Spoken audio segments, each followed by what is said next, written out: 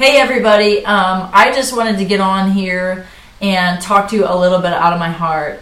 Jamie and I are both so driven by a passion to see our kids stop leaving church. I mean, our kids, the kids from the body of Christ that are trained up in our churches, consistently leave.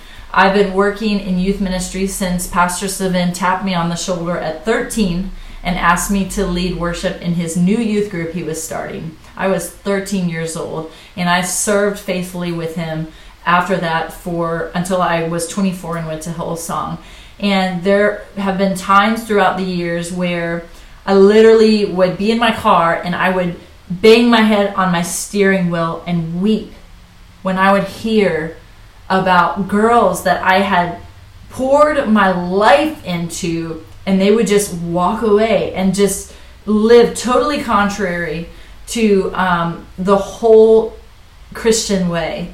And it broke my heart so severely so many times that there were times I just thought, what we're doing isn't working and it's not going to work, so why are we even doing it? And even when Pastor George approached Jamie and I last summer about stepping in and leading the youth group, I just said, we're not going to repeat what's been done in the past. And that wasn't a slam on anyone else, but as parents, as a dad and a mom who have 3 completely unique children, our heart was to see a community of kids join together and walking in and activated in their faith at an early age. That young men and young women would be trained up, sharpened, and equipped to live their faith and not walk away from it.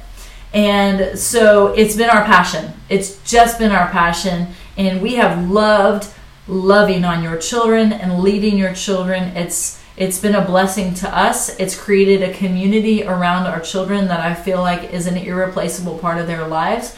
And we want to keep that up. But we know that what happens in the lives of parents is paramount to our ability to impart anything at a youth group setting. And so this week, I started a book called How Now Shall We Live?